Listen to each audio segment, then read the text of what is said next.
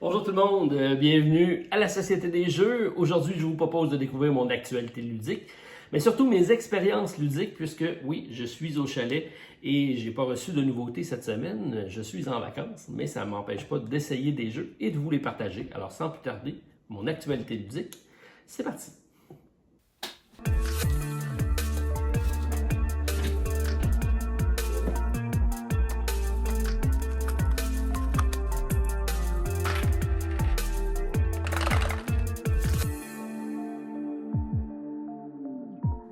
Alors, bienvenue au chalet, content de pouvoir partager café ou thé dans le cas présent. Petit déjeuner à votre compagnie si vous l'écoutez lors de l'apparition de la vidéo. Et oui, fin de semaine de repos puisque je suis au chalet. Donc, pas de nouveautés cette semaine, mais quand même pas mal de jeux à tester puisque j'ai ramené mes derniers achats de Gen Con. Je vous ai présenté donc la semaine dernière ma vidéo de Gen Con. D'ailleurs, pour ceux qui se posaient la question, j'ai remis la vidéo en ligne 2 fois et ben oui, c'est la même vidéo, c'est juste que j'ai eu un problème avec la première vidéo, donc il a fallu que je la remette en ligne. Alors, vous n'avez pas rêvé, j'ai fait une modification au courant de la semaine. Donc, présent ce samedi pour partager donc mes expériences ludiques, puisque c'est ce que j'ai fait au courant de la semaine. Température qui est changeante, beaucoup de pluie au courant de la semaine, donc ça laisse du temps pour jouer. C'est la beauté de notre hobby. C'est quand il fait beau, on va dehors. Quand il fait pas beau, mais plutôt que déprimé, ben, on a des jeux de société pour passer notre temps. Steam Up, qu'est-ce que c'est? C'est un jeu donc de collection d'ensemble. C'est sûr que là, j'ai la version Kickstarter. Alors, magnifique plateau comme ça ici, avec une Lazy Suzanne, ça tourne tout ça. On a des dim sum, donc des plats comme ça à préparer qui s'emboîtent un dans l'autre. C'est différents plats qu'on va aller chercher, donc on va aller collectionner des repas pour essayer d'augmenter notre vie. Donc, les points de vie, c'est les points de victoire. Alors, puisque la santé, c'est de bien manger, et c'est ce qu'on met dans l'avant. Donc, d'ailleurs, dans le livre de règles, que je dois dire, qui est très bien illustré, très bien fait, il y a beaucoup d'éléments informatifs par rapport à qu'est-ce que le dim sum, l'histoire, l'étiquette, comment les manger. Même les numéros sur le plateau, on a la table numéro 168, ça explique qu'est-ce que c'est. Donc, c'est de la richesse éternelle, si on veut, parce que le 8, c'est symbole de richesse, et 16, c'est de continuité. Donc, il y a plein de petits éléments comme ça que j'aime beaucoup dans ce jeu-là. On a un jeu très familial, c'est de 2 à 5 joueurs, 40 à 60 minutes, 8 ans et plus. Donc, très accessible comme jeu.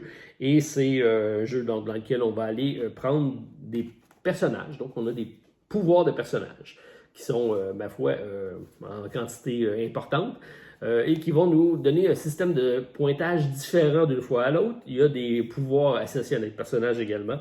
Donc, ici, j'ai le dragon qui a une certaine façon de faire des combos, si on veut, pour aller chercher des cartes. Parce que oui, on a des cartes et c'est des cartes de Fortune Cookie, donc pour prédire l'avenir ou plutôt pour la modifier, parce que c'est intéressant, donc on peut jouer les cartes pour un peu changer le cours de la partie, ça c'est bien. Donc ici j'ai le cochon qui est le blogueur de nourriture, j'ai le lapin magicien qui va modifier des formules, j'ai le rat qui est le gambler, celui qui va nous permettre donc de essayer d'aller plus chercher un push your luck si on veut.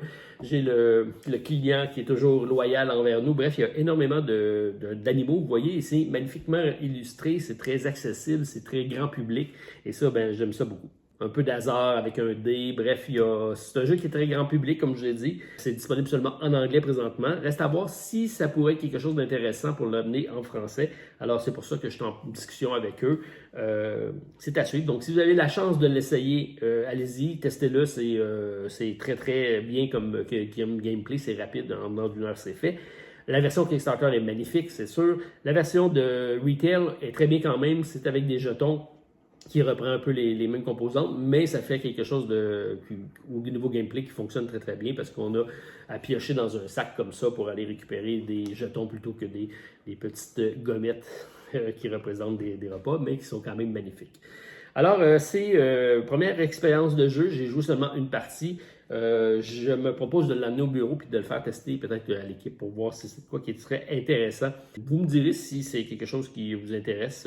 J'ai cette possibilité-là. En plus, c'est une compagnie canadienne, c'est pourquoi j'aime ça, être un peu avec eux. pour la suite des événements. Et c'est leur premier projet Kickstarter, donc c'est quand même pas mal. Alors, c'est pourquoi j'ai sorti ma tasse de thé comme ça, avec une théière pour l'occasion, parce que oui, il y a un rituel autour des dim sum, comme autour des sushis.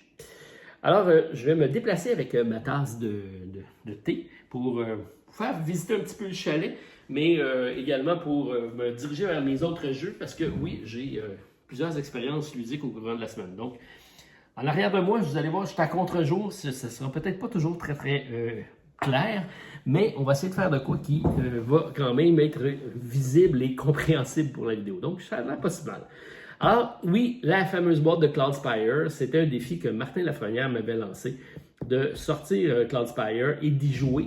Parce que oui, j'y avais joué seulement une fois avec Martin et c'était plus ou moins bien au niveau des règles. On avait d'ailleurs fait une vidéo qu'on n'a jamais mis en ligne et je l'ai ressorti pour le tester. Donc, j'ai fait le scénario de base qui est sur la table ici présentement. Donc, on a ici la map avec tous les jetons, c'est les formules avec les fameux tokens de Chip Theory fait bien. C'est un Tower Defense qui fonctionne très très bien. Et c'est sûr qu'il est très fiddly. Au niveau des règles, il y a beaucoup de petits points qui restent toujours un peu ambigus quand on joue. Alors, ça peut porter à confusion. J'ai fait le scénario de base et oui, ça se gagne parce que Martin, j'ai gagné mon scénario de base. Il ne faut pas focusser sur attaquer l'ennemi de front avec la citadelle. Il faut vraiment y aller par rapport à nos objectifs parce qu'on a une campagne solo. C'est bien, on a deux cartables. Il y a un cartable de coopératif et un cartable solo pour découvrir toutes les factions parce que chacune des factions se joue de façon asymétrique et ça, c'est très très bien. Et ça nous permet comme ça de découvrir chacune des factions et d'apprendre à jouer. Donc, j'ai réussi à gagner mon premier scénario en réussissant 2 des 3 objectifs. Et dès qu'on a un fait puis qu'on survit au nombre de vagues d'attaque, ça fonctionne. Alors, hâte de tester mon autre scénario. C'est sûr que ça a été long comme partie. Plus de 3 heures pour apprendre à jouer. Ce que j'aime, c'est un jeu de programmation. Et j'ai pas beaucoup de jeux de programmation dans ma ludothèque. Les combats se font automatiquement.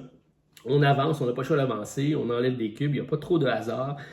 C'est vraiment un jeu d'optimisation, de puzzle, et ça rentre carrément dans mon type de jeu. C'est pourquoi j'aime bien. Mais c'est sûr que c'est vraiment pas un jeu accessible à plein de monde parce que c'est un jeu assez complexe à prendre en main. Alors, c'était mon expérience de Cloudspire que j'ai quand même bien aimé, et je vous réserve le reste de la critique pour notre podcast parce que oui, il y aura un podcast. Donc, j'ai ici mon chandail de la zone, pas la zone. Et Martin va être content de moi. Donc, du podcast de l'autre côté du plateau, puisque Martin est en train de travailler sur son défi à lui, qui est de faire la marchandise de notre site. Et ça inclut le podcast et ça inclura sa chaîne et ma chaîne. On aura comme ça soit des t-shirts et éventuellement même des tasses de café de disponibles, j'espère bien. Donc, ça sera... pour la rentrée scolaire, là, on va vous présenter ça, ça devrait suivre bientôt. Donc, vous allez avoir de l'information dans le podcast, puis éventuellement, je ramènerai ça sur la chaîne si vous ne suivez pas le podcast. Mais je vous invite vraiment à aller le suivre parce que c'est quelque chose que j'aime beaucoup faire en compagnie de Martin. Alors, c'était pour mon expérience de Cloudspire. Ça n'a pas été la seule expérience parce que j'ai amené beaucoup de jeux. Qu'est-ce qu'on a eu comme jeu? Donc, vous avez peut-être vu passer sur les réseaux sociaux. Je vais déposer ça ici parce que là, c'est excessivement pesant, cette boîte-là. Alors, on a ici Lands of Mesozoic, qui est une époque de préhistoire, donc avec les dinosaures. C'est un jeu magnifiquement illustré. C'est un engine building de combo de cartes avec donc une construction de tableau dans lequel on va collectionner différents types de dinosaures pour pouvoir faire une chaîne alimentaire donc qui se tient. On va essayer de garder l'équilibre entre avoir des terrains, parce qu'on a 3 types de cartes, des terrains, des herbivores et des carnivores. Donc les terrains vont nourrir les herbivores vont nourrir les carnivores, et on doit maintenir un certain équilibre pour faire un maximum de points avec des objectifs de partie. Ça se joue en différents tours de jeu avec des événements, mais également l'extinction des dinosaures avec la fameuse météorite qui arrive sur Terre. Magnifique illustration, c'est un artiste ukrainien qui se spécialise dans la reproduction de ces types de dinosaures-là. Donc, au niveau graphique, c'est excellent. Au niveau gameplay, c'est également très bien. Ça me fait penser un peu à Earth, parce que toutes les cartes ont des effets et on va essayer de faire une synergie de cartes pour pouvoir faire en sorte que ça fonctionne. Donc, c'est ma découverte parce que le jeu arrive sur Kickstarter très prochainement. Ça m'a permis donc de l'essayer, de vous mettre une petite photo sur Facebook, sur Instagram et éventuellement vous revenir avec une vidéo du jeu parce que bon, c'est quand même de très bien pour un premier projet, donc félicitations. Wild Tile West, je vous en ai parlé la semaine dernière. C'est le fameux jeu de Paul Damon, qui est l'auteur de Clank et de Dune Imperium, entre autres. Et c'est donc un nouveau placement de tuiles. Et tout le monde s'essaie à faire des placements de tuiles, c'est présentement. Un jeu dans lequel on est dans un univers de western. C'est peut-être pas tout le monde qui va accrocher. On a différents plateaux recto-verso et on a tous des scénarios différents avec des pouvoirs de plateaux différents si on veut. Des cartes qui vont être des personnes donc, qui vont nous permettre d'aller chercher des points essentiellement. Et on a comme ça un repêchage de polyomino sur 4 plateaux triple épaisseur dans lesquels les polyomino sont là. C'est un peu long à placer au début, mais un coup compris, ça se joue bien. On brasse des dés, ça va positionner des dés sur les 4 plateaux et ça va dire quel type de tuiles on peut repêcher. On peut également dépenser de l'or pour aller chercher un peu plus loin dans la rivière, parce qu'il y a une thématique de recherche de pépites d'or si on veut. C'est un jeu qui me fait énormément penser à Planet Unknown, si vous connaissez. Donc, c'est un même type de jeu où on va essayer de faire des synergies, des combos pour pouvoir optimiser notre plateau, le remplir autant que possible, faire en sorte qu'on va atteindre un certain nombre d'objectifs. Bref, d'après moi, c'est une commande qu'il y a eu pour faire quelque chose du genre. C'est pour ça que je dis qu'il y a quand même beaucoup de similitudes. Ça reste grand public, ça reste très bon. C'est de 1 à 5 joueurs, 45 à 90 minutes, 13 ans et plus. Probablement même avant 13 ans, je vous dirais, là, parce qu'il n'y a vraiment pas grand-chose de compliqué dans ce jeu-là. Et c'est un jeu pour lequel j'ai quand même penché sur un challenge solo, parce que le solo, il est là, mais c'est juste de battre nos points. Et on sait que c'est pas tout à fait ça que nous, on cherche. J'ai comme ça commencé à regarder pour faire une espèce d'automa à battre. C'est quelque chose qui fonctionne mécaniquement, mais juste à balancer les points, parce que généralement, mon score est vraiment élevé par rapport au sien, donc il faut que je refasse des parties. Mais j'ai quand même... Je pense que j'ai 6 ou 7 parties de fait de ce jeu-là. Donc, il m'a surpris. Je pensais pas embarquer facilement dedans, mais un coup que tu as installé le jeu et tes tuiles sont là, bang, bang, bang, tu joues les parties rapidement. Bien apprécié. Donc, Wild Tile West, c'est de la compagnie Direwolf qui est disponible seulement en anglais présentement, mais qui sait, on regardera si éventuellement ça pourra arriver sur le marché en français, ça serait intéressant. Un autre jeu qui est juste en anglais, ça on n'a toujours pas compris pourquoi. C'est Legendary Encounters, deck building, un des premiers d'ailleurs, que j'avais déjà placé dans mes tops en compagnie de David. J'avais mis un de mes premiers, c'était Legendary Encounter avec Alien. La série Encounter reprend des films, donc dans le cas présent, ça reprend les films de la Matrice, donc les 3 premiers volets. Et ça modifie les règles de jeu en cours de partie. Ça reste un jeu très très simple au niveau mécanique. C'est des combos de cartes dans lesquels on a des symboles qui vont une certaine synergie de cartes entre eux. Et on a 2 types de ressources. C'est soit les ressources d'attaque ou soit les ressources pour aller récupérer des personnages. Donc ça reste très très simple à ce niveau-là, c'est quelque chose qu'on a déjà vu. Il y a quelques modifications sur la map, donc on a une grande map de Méoprène, ça c'est bien, et on a différents emplacements avec des téléphones, comme dans le film, et on peut se téléporter entre la matrice et le monde réel, parce qu'il y a vraiment deux côtés comme au plateau, un petit peu comme à Marvel Champions, si on veut. Donc, on va avoir des meeples, pas des meeples, mais des standees, on va les déplacer. Donc, il y a quand même un aspect de nouveauté à ce niveau-là dans le parti. Mais sinon, au niveau Encounter, ça reste un petit peu dans la façon qui avait été construit Alien, à mon avis. C'est pour ça que j'ai pas eu énormément de surprises jusqu'à présent. J'ai fait le premier scénario de 3. C'est 3 chapitres. C'était censé être difficile. J'ai quand même réussi assez facilement. Peut-être parce que j'avais déjà joué à Alien que ça m'a aidé sur celui-là. Bref, je vais poursuivre l'expérience, mais ce qui vraiment faut qu'il améliore, c'est les cartes. Les cartes, quand on les prend, les paquets sont tout mélangés et on doit faire les films. Ça aurait été rien de faire des paquets déjà pré-construits de chacun des scénarios avec chacun des films. Bon, j'ai peut-être mal géré mon paquet quand je l'ai ouvert. J'aurais peut-être pu le retrouver plus facilement, mais ça a été long, installer tout ça. Donc, la gestion de mise en place, c'est un peu fastidieux. Bref, petite lacune ou peut-être première controverse de la semaine lorsqu'on retournera avec le podcast. Alors, Legendary Encounter, j'aime toujours les Legendary, ça se joue bien. Ça a été un peu long, peut-être qu'il aurait pu être plus rapide.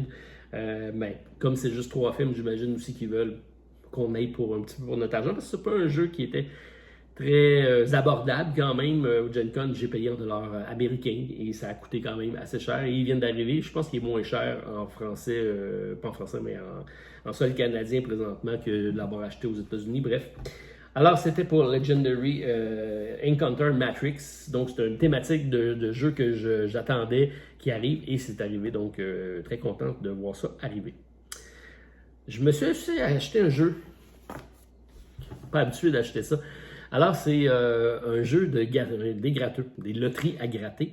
C'est l'Auto-Québec au Québec qui commercialise ça, donc c'est de la loterie d'État. Art du pixel, donc qu'est-ce que c'est? Ben, c'est un jeu qui a été fait, une commande faite par Randolph. Donc, on nous a demandé de faire des gratteux.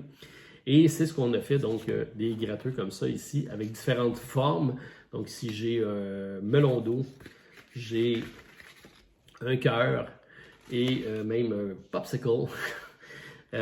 Initialement, quand on avait pensé ça avec Joël, on avait pensé à faire un jeu dans lequel on s'échange les cartes parce qu'on grattait, puis quand on changeait de couleur, on donnait la carte à un autre. Ça faisait un jeu avec une synergie de cartes, c'était intéressant. Par contre, au Québec, ils veulent des jeux de hasard, aucune stratégie.